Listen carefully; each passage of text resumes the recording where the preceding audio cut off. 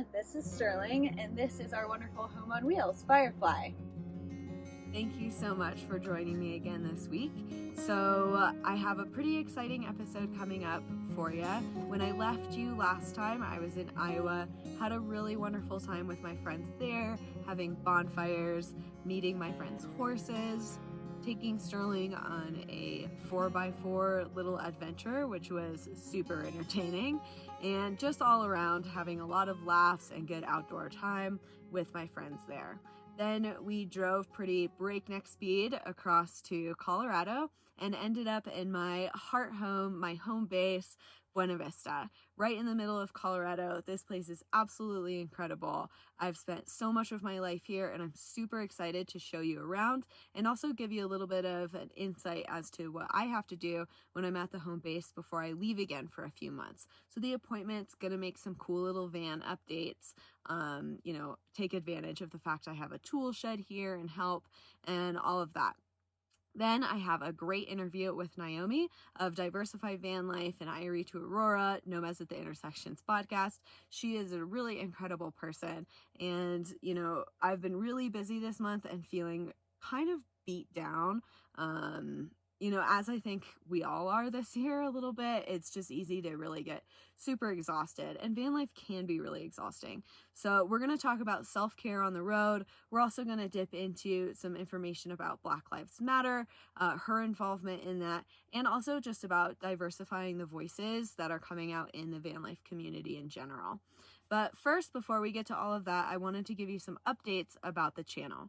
So if you've been following me, you know that I post bi-weekly and that my videos so far have been pretty structured and informational around van life. So frequently asked questions, pros and cons, van tours, safety on the road, that kind of thing. From now on, it's going to be a little bit less formal, and you'll see more about what my life is actually like on the road. See more of my travels and what actually living in a van entails. Have some pretty exciting things coming up, and I'm really excited to share those things with you as they happen. I will be posting weekly content now on Saturday mornings versus bi-weekly Friday. So Saturday morning next week, I'm going to be doing a day in the life of a van lifer, but I'm going to be doing it as a choose your own adventure. So I'm kind of a geek, but I'm pretty excited about it. I think it's going to be kind of cool. So make sure you turn on your notification settings so you know when that comes up. And if you have any ideas about what you would like to see on this channel, throw them in the comments below. I would love to hear what you're interested in around van life, around travel, around owning pets, or whatever it is. Just let me know what you'd like to see, and I'll try to make a video about it in the future. The other update that I wanted to give you is that I've been donating 5 to 10% of the proceeds every 2 weeks from videos, which, if you've been following me, I'm not going to do that anymore because I don't make enough money on this channel for that to be a significant amount to each charity, and it just feels weird donating a few bucks here and there. So instead, I'm going to be doing a monthly donation to the Alliance, which is an organization in the Valley here where I used to work that really combats sexual assault and domestic violence. Really great organization, and small enough that, the money actually really goes into the organization in the hands of the right people, helping in really powerful ways this community. So make sure that you stick around for the interview. I'll be giving you some more information throughout about, just Buena Vista in general. So I hope that you enjoy. And now let's hit up BV and take a look at my hometown.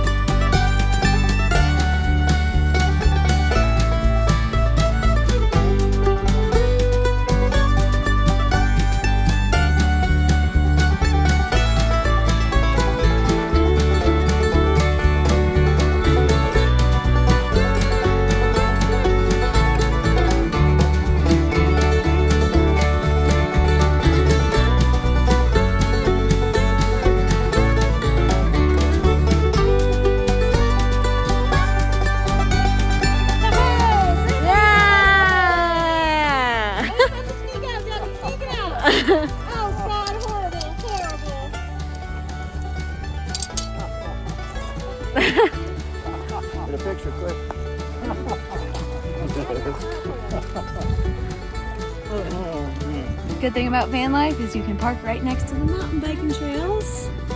Up near Midland Trails in Buena Vista. It's about sunset. It's gonna be a beautiful ride.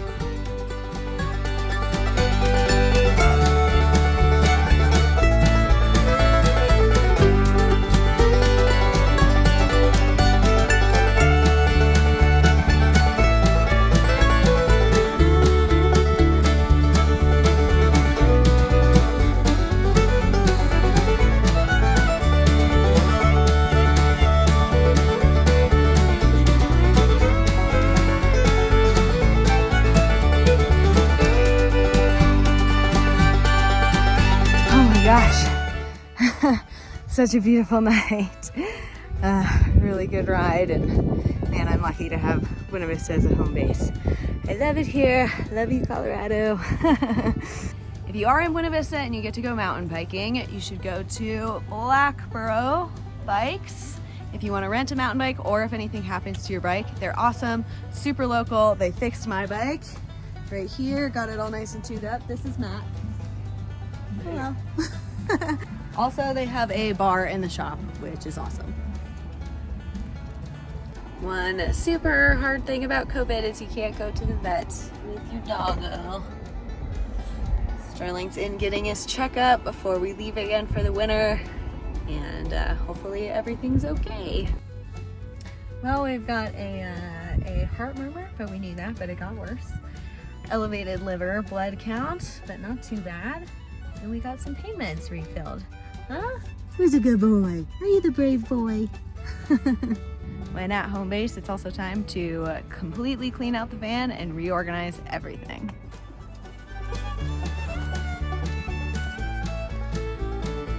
So, doing some work in the garage today. I am going to try to hook this oar frame here to the roof so that it's not just everywhere all over the place in the garage, and then organize things a little bit more because it is a disaster back here right now and I have so much stuff, so much gear.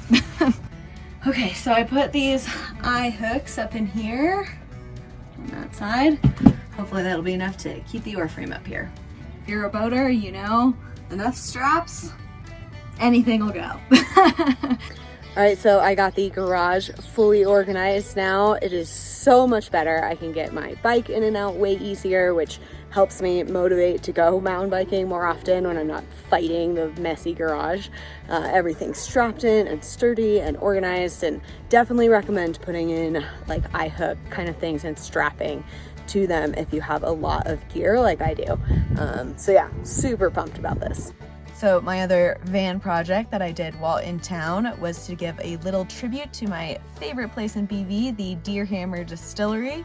I put these bottle caps on my dimmer switches, and so I did this by cutting off the cork part of the top of a whiskey bottle, and then I drilled a little hole into it, put a little bit of super glue on that, put a little super glue also on the part of the dimmer switch once I took the little silver topper off, and then I stuck that on and it worked amazing. I love it. Look at that. Just those little bit of extra character. Really love it in the van. Dropping off my ballots. Everybody out there voting. Yes, yes, yes. Very important. Sterling had his vet appointment. I had a doctor's appointment. Now I have to take the car in for an appointment because my father ripped the door handle off of my sliding door. So I have to take it to the Ford dealership in Summit County and then take her in for an oil change tomorrow, so we make sure we are all set and ready to leave in just a couple days. So I just got the van back from the shop, and it turns out that they weren't able to do the handle because the way that we built the inside door, we didn't leave an access panel to fix the inner part of the handle. So good learning lesson. For now, I don't have an outside handle on my sliding door. Luckily, I'm going to some friends' houses in the near future, and especially one friend in Fayetteville, Arkansas, who is very handy and hopefully can help me try to figure out a workaround to maybe take some of that paneling off. But it's going to be a big chore. Also found out that the spark plugs did not get replaced on maintenance schedule, so they were misfiring. So that was a big expensive thing. But yeah. It's been a little bit of a day. Van life can be definitely very exhausting.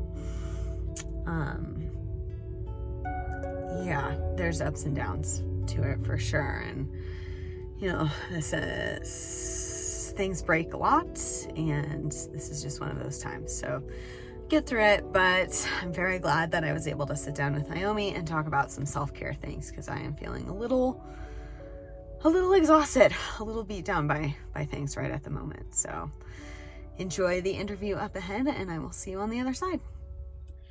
So, hello, Noami. Thank you so much for joining me today. For everybody who doesn't know, this is Noami of irietoaurora, Diversified Van Life, Nomads at Intersections podcast. Am I missing anything? You're on amazing. I think you got it all. Yeah. Awesome. Well, you're doing really awesome things. I'll definitely link everything that you're doing below, so everybody that's watching, check everything that Noami does out, because she's amazing. So I met you last year. Probably I was like 4 or 5 months into van life at that point. And I have to say, like, ever since I met you, every conversation we've had, everything I see you post online is just very inspiring to me, the way that you're able to, vocalize what living on the road means to you, and also how you can kind of take care of yourself through that. So for my first question to you, as somebody who's been on the road, remind me how long you've been on the road? Almost 5 years. Yeah. 5 years. Almost 5. Someone who's been on the road for 5 years, how would you say, what are some of the most important things you think to take care of yourself? Like, I know sometimes I just feel so beaten down by this life at times. I think it can get exhausting. So, would love some of your advice. I agree. Yeah, I mean, I agree with you, and I think that everyone can agree that stress levels have been at an all-time high this year, especially with like all the media coverage and about all the things. It's hard to like drown out the noise regardless of where you live. But for me, like, finding peace and stillness is more important than ever, and I've been doing my very best to prioritize that and prioritize my mental health. I think one of the best ways I've found to do that has been like taking digital breaks from social media, as needed, of course, because it's where like I do a lot of my activism work, but taking breaks from that, spending a lot of time outdoors, out of service range, because whenever I'm in service, I'm always like checking my phone. Oh my gosh, I have something to say. What is this person? What's happening? Also like drinking a lot of water and getting enough exercise. I feel like, running has become a reprieve for me in the past like few months, and it's like where I truly feel like I'm being present with myself, and I'm like not in my head as much. I'm just focusing on like like my connection to the earth, like with every step that I'm taking. So yeah, those are just a few things that I've been doing that has really helped me. I mean, this year has brought a lot of, grief, and I feel like I can speak for, as a Black woman, I can speak for other Black people. Um, it's been really, really hard, but self-care in general for me is just personally, having compassion, for myself, and being kind to myself, especially when I, need to refill my cup, if that makes sense. Yeah, thank you for that. And I know, that's something that you speak to on Instagram a lot. You've this year, it's been amazing to see your voice as somebody who knows you really grow in this area around being a Black woman on the road and in America in general at this place, and just how completely exhausting that can be this year. And I know, on my platform, obviously I can't speak to that. And, the people who are Black who are watching this, what would be something that you can say to them, to how you've kind of coped with some of this absolute exhaustion that has come from this year and being a Black person on the road in general? Finding community. Community has really helped me this year. And it hasn't been easy, of course, but I feel fortunate for the people in our community that I've been able to rely on, the diversified van life community. I feel like we've gotten a lot closer and stronger than ever, which makes me feel really resilient and really hopeful. And it's been such a blessing these past few months to just see our community just mobilize and come together. And my advice, and something that I mentioned a little while ago, is to take breaks from the screen and focus on being kinder and more compassionate with yourself. Just get plenty rest, something that I wasn't getting a lot of in the beginning. But rest is a form of resistance in the fight to dismantle white supremacy. And I feel like getting enough rest, being compassionate and kind with yourself, and leaning into community, the combination of that has had a profound impact on my ability to keep going in this fight.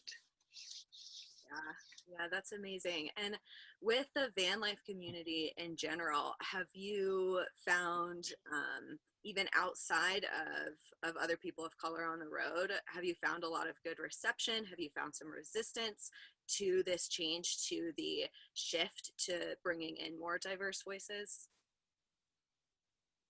No, actually, I feel like, I've been really hopeful about it because people have been so open and receptive. And, everyone's pretty activated right now, like, especially in our community, people are just ready to go. So, no, I haven't really found a lot of resistance, mostly a lot of openness and willingness to join in the fight and to lift each other's voices, which has been, really powerful. That's really good to hear. I get that feeling, but obviously I'm not the one on the receiving end if there is that Yeah. resistance. And speaking of that receiving end, your platform has grown pretty exponentially over this year and will only continue to grow with your new podcast and all of that. How are you coping with the negative parts of online? I know you said that you're taking some breaks, but even me starting this new YouTube, I get like weird mean comments a lot, and that is like, and that's just me not even really speaking out about social issues. So how do you cope with dealing with that? Yeah, well, I've kind of come to the conclusion that that's going to happen no matter what I talk about. Um, so, like, I think just recognizing that I don't always have to defend myself and my worth. Um, it's been, realizing that has been a really like empowering testament, and knowing that I don't always have to allow other people to pull me out of myself. Not because, not every fight is my fight. Like, people are gonna say what they need to say. They're gonna troll if they need to troll. Um, and I'm not afraid of using like the block buttons, unfollow, restrict tools provided to me. It's just not every fight is my fight. We're all gonna have different perspectives. And some people are just never going to get it. So I try to focus on the people who are willing to get it and willing to join me in this fight. Awesome. I think that's really powerful. I like, one of the things I coach around is like personal power. And I think one of the big things is that, like, if we let people determine our reactions and like their negativity determine our reactions, then we are giving them our power, right? Of like, Yeah. somebody like comments on my thing and is like, you need to lose weight and like get a husband and a baby. Like, all I can do is laugh, it's Yeah. like, that's absurd. And Yeah. it must be harder when they're targeting you in a lot worse ways around racism. Yeah. But, I think that's amazing to hear that you have determined that, like, I'm going to react in a way that's powerful and, like, true to myself. Yeah, always. I feel like that's a form of resistance in itself, and laughter is a form of resistance too. Sometimes you just gotta laugh. Yeah. You It's just got. absurd, isn't it? Yeah, I've been giving myself permission to have as much laughter in my life as possible. Oh, that's You know? amazing. Yeah, that's great to hear. I see a lot what you say about that Black joy of taking joy as such an important part of resistance, and we need it, right? Or else we're just going to burn out. Yeah, and I mean that's what white supremacy wants. White supremacy wants to tire us and beat us down, but allowing ourselves to feel joy and to feel laughter and to say, hey, I don't have to fight this fight today. I don't have to allow this negativity from, some stranger on the other side of the screen to pull me out of myself and out of my joy and out of being grounded in my space, and that's definitely a choice. And early on, I found it really difficult to not have my fist in the air ready to fight everyone that come at me.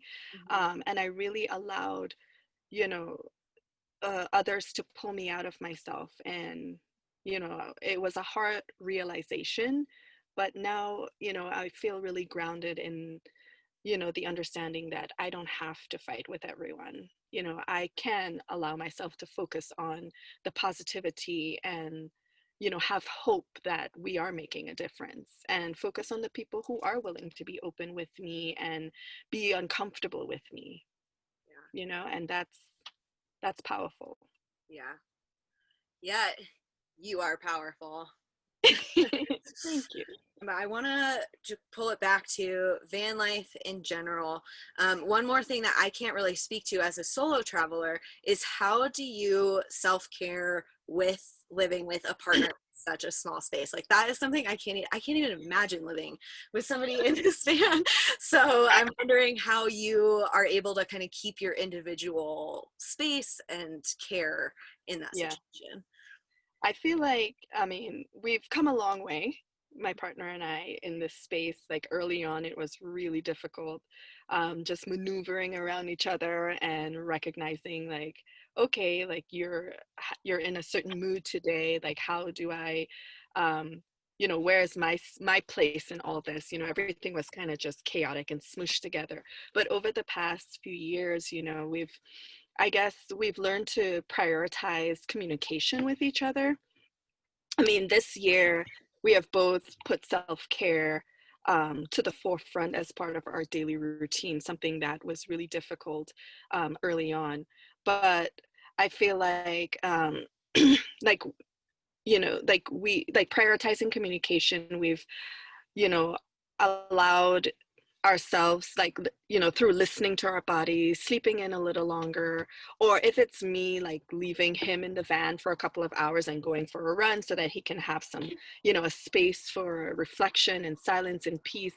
I think, the most important part of doing this type of journey with a partner is communication. Like when I need space, I communicate that with him, which is something, it was a steep learning curve.